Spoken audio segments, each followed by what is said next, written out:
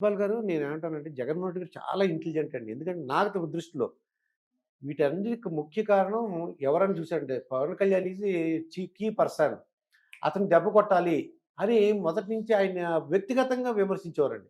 అంటే మినిస్టర్లు గాని అందరూ కూడా ఆయన వ్యక్తిగతంగా పెళ్ళాల గురించి అంటే మనం వెళ్ళామండి. అది రిపీట్ చేయకూడదు అనుకుంటున్నాను నేను. పవన్ కళ్యాణ్ యొక్క శక్తి ఆయనకు అర్థమైందండి. పవన్ కళ్యాణ్ కూడా ఏంటో నాకు అదే అర్థం కాదండి. జగన్మోహన్ రెడ్డి నేను అధపాతాళం తొక్కుతాను ఎలా అనగలిగాడు సార్? ఎలా ఆ! అది చూడండి అదే హ్మ్. వ్యక్తిత్వము అక్కడే ఆయన యొక్క పర్సనాలిటీ తెలియజేస్తా ఉంది. హ్మ్. ఇప్పుడు పవన్ కళ్యాణ్ గారు ఏ విధంగా ఇప్పుడు అందరూ అన్నారు.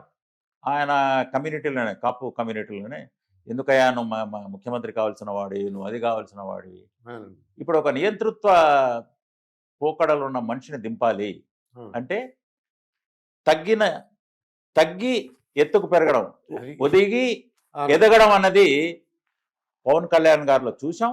ఇది దేశానికే, హ్మ్. భారతదేశానికే ఒక రోల్ మోడల్. ఇంక్లూడింగ్ అన్ని పార్టీలకు కూడా ఒక రోల్ మోడల్ అయింది. ఓహ్! 21 యెస్. అవునండి. చాలా అంటే బాగుంది. అందరూ కోట్ చేస్తున్నారు. Hmm. Yes he is the man. See how he has ah! Humbled ఒక హ్యూమిలిటీ, హ్మ్. ఒక అంటే ఒక అణుకువతనం ఆ! ప్రజల కోసం. అది. ఒక నియంతృత్వ పోకడ ఉన్న మనిషి ఎవరైతే డబ్బును నమ్ముకున్నాడు ఆయన. మనం ఇందాక అనుకున్నాం. అవును. ఇసుకలో డబ్బులు, మద్యంలో డబ్బులు. యెస్ 2 విషయాలు బటన్లు, ఆ! డబ్బులు కొడితే అధికారం. నెక్స్ట్ అధికారంలోకి వస్తే హ్మ్. 24లో ఇక 29లో చంద్రబాబు గారు ఏజ్ అయిపోతుందనో ఇదనో ఆయన ఆయన యొక్క ఊహ ఉండింది. ఊహ. ఎవరిది?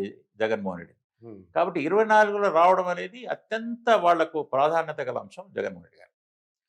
క దీన్ని తిప్పికొట్టాల.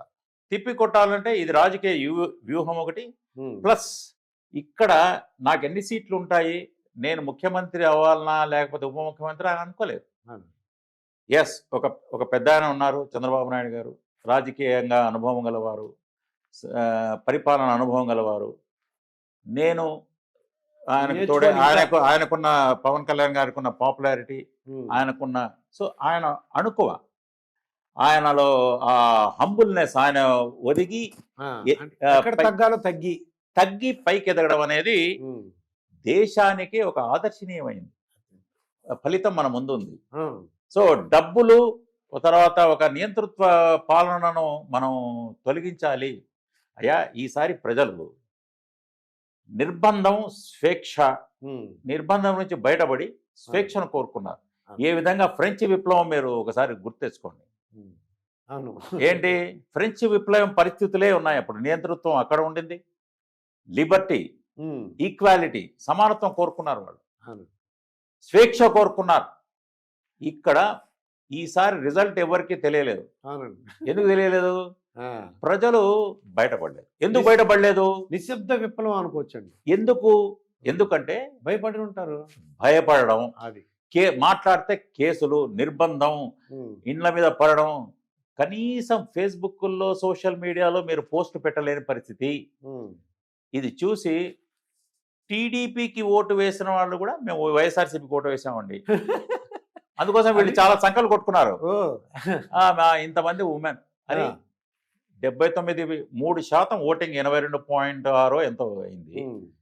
పెరిగింది అమెరికా, ఢిల్లీ, కర్ణాటక, హ్మ్. తమిళనాడు అన్ని స్టేట్‌లు అన్నీ వచ్చాయంటే ఆ!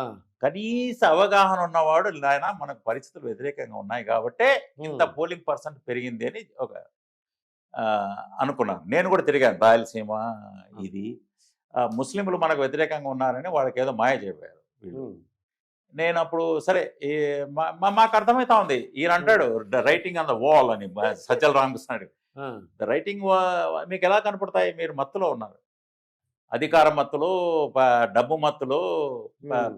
ఎప్పుడు ఎక్కడ పోని పరిస్థితి. ప్యాలెస్ వదిలితే మీకు మత్తు ఎలా దిగుతుంది?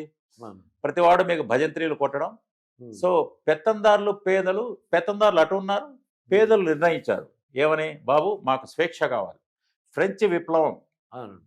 సౌభ్రాతృత్వం, బ్రదర్‌హుడ్ పోయింది.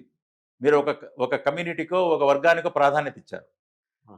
అక్కడ ఫ్రెంచ్ విప్లవంలో లిబర్టీ, ఈక్వాలిటీ, ఫ్రెటర్నిటీ, హ్మ్. సౌభ్రాతృత్వం, సమానత్వం, హ్మ్. స్వేచ్ఛ, అవును. సమానత్వం, సౌభ్రాతృత్వం మీద ఫ్రెంచ్ విప్లవం నడిచింది. హ్మ్. అదే వాతావరణం ఇక్కడ ఉండింది ఉమ్, ఈ ఎలక్షన్స్ లో. అదే విధంగా ప్రజలు స్పందించి ముందు మాకు కావాల్సింది ఆయన ఉమ్. అక్కడ బ్యారికేడ్లు ఎత్తేసారు జగన్మోహన్ రెడ్డి గారి ఇంటి వద్ద. ఆహా. స్వేచ్ఛ వాయువులు పీల్చుకుంటున్నారు.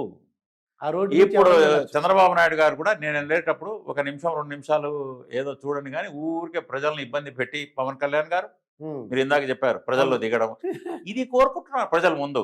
ఉమ్, తర్వాత నిజమైన అభివృద్ధి ఇగో ఇప్పుడు ఒక్కొక్కటి బయటపడుతున్నాయి. ఈ ప్యాలెస్లు ఏంది, ఈ కథ ఏంది, ఈ ఫండ్ స్త్రీలు డ్వాక్రా మహిళల గగ్గోలు, తర్వాత అంగన్వాడీల దగ్గర నుంచి అప్పుడే వాళ్ళను సో అడగదొక్కారు అంగన్వాడీలు, మీకు తెలుసు. అవును అవును. టీచర్లు అయ్యా వ్యవస్థలు వాళ్ళు ఏమైనా విజ్ఞాపనలు కానీ వాళ్ళు ఏమైనా కష్టాలు చెప్పుకోవాలని అనుకుంటారు. ఇప్పుడు మీరు బాగుంటే ఛానల్ బాగుంటుంది, ఆయన బాగోగులు చూసుకుంటే కెమెరామెన్ది, ఉమ్, మీరు ఉంటేనే ఛానల్ బాగుంటుంది. సో విద్యార్థులకు ఏదో మేము అనవసరంగా బైజూస్ యాప్ ఇచ్చాం, అది స్కాము, అది తర్వాత తేలుతుంది. ఇప్పుడు ఎందుకు ఇచ్చారా అనవసరంగా. ముందు చేయాల్సింది విదేశీ విద్యలు, విద్యార్థుల జీవనాల్లో మార్పు, అవును. వేధించడానికి టీచర్లను బిల్డింగ్లు కట్టమని అవును. యాప్లు ఇచ్చి 2 గంటలు బిజీ వాళ్ళు. ఉమ్, బైజూస్ యాప్లు ఇంగ్లీష్ మీడియంలో అనడం, తర్వాత అదేదో ట్యాబ్స్ ఇచ్చాడు. ట్యాబ్స్ ఒక ఒక ఎయిత్ క్లాస్ స్టూడెంట్స్కి ఫ్రీగా ఇచ్చారండి అది ట్యాబ్లు. ఆ కంట్రోల్డ్ అట్మాస్ఫియర్, ఉమ్, ఆ వాతావరణం ఎలా ఉండాలంటే దానికి ఒకరు కంట్రోల్ ఉండాలి. ఉమ్, టీచర్ అనేవాడు దానికి ఒక ఆజమాయిషి ఉంటే తప్ప ఎవడంటే వాడికి ట్యాబ్లు ఇచ్చేసి పిల్లలు దాన్ని ఇప్పుడు దుర్వినియోగం అవుతున్నాయి. అవును. దాన్నే హుక్ అయిపోయి పల్లెటూళ్ళల్లో అబ్బా ఈ ట్యాబ్లు ఇచ్చేసి మా పిల్లలు చెడిపోతున్నారు మీరు అడగండి. అవును. ఏదేదో వాడు అడల్టరేటెడ్ మూవీస్ కూడా చూస్తున్నారు దాంట్లో. ఎస్, ఏ మూవీస్ కూడా చూస్తున్నారు దాంట్లో. అవును. ఒక కుర్రోని అడిగితే ఏమైనా అనిమల్ సినిమా చూసామంటే ఉమ్, రణబీర్ కపూర్ ఎస్ సార్ చూశాను అంటున్నాడు వాడు. 14 ఏళ్ళు 13 ఏళ్ళు కూడా. I mean this is what. So teacher బాగుంటేనే ఉమ్, విద్య బాగుంటుంది. దట్ ఈస్ ది గురువు బాగుండాలా, విద్య బాగుంటుంది. ఉమ్, ఆ అవగాహన లేనివాడు. అవును. వ్యవస్థ అంటే ఇదేనండి. పోలీసులో కానిస్టేబుల్ దగ్గర నుంచి పోలీస్ వ్యవస్థ బాగుంటేనే ఉమ్. శాంతి భద్రతలు బాగుంటాయి. అంటే నచ్చిన డౌట్ ఇవాళ మీ పోలీస్ డిపార్ట్మెంట్ కాబట్టి సరే ఈ ఒకరిని అరెస్ట్ చేయమని అన్నారు, అక్రమ కేసు పెట్టున్నారు, వీళ్ళు వద్దని చెప్పరా సార్ వీళ్ళు? చెప్పాలా? అదే అదే ఇందాక అన్నాను కదా. ఆ, ఎందుకు అది అది రఘురామకృష్ణరాజు గారి కేసు కానీ చాలా మంది అండి, ఒకటి పేరు ఒకటి. దాన్ని ఇప్పుడు ఆ పోలీస్ మా ఆఫీసర్ పోలీస్ వ్యవస్థ తర్వాత ఐఏఎస్ వ్యవస్థ ఉమ్, దేశంలోనే టాప్లో ఉన్నాం మనం ఒకప్పుడు. ఇప్పుడు దిగజారం. ఎందుకు అంటే మేము కూడా ఐజీగా చేసాం. కొంచెం అధికార పార్టీకి ఎలా ఉంటుందంటే బాబు మా వాడిని కొంచెం తొందరగా సార్ ఎక్కువ రోజులు ఇది కాకుండా కొంచెం ఇంట్రాగేషన్లు కొంచెం అట్లా చూసి ఉమ్, కేసులో 302 మర్డర్లు అంటే 307 పెట్టి 324 పెట్టి తర్వాత తగ్గించండి కేసుల తీవ్రత ఎవడు చేయడు. ఉమ్, కొంచెం తొందరగా పంపండి సార్, కొంచెం ఏదో చేయండి, కొంచెం అది. కొంచెం ఏదో అన్నం తినిపించండి, ఇలాంటివి ఏదో ఉంటాయి. కానీ ఉమ్, వీళ్ళు చేసేది ఇదేంటండి, నిందాక చెప్పాను, ఉమ్.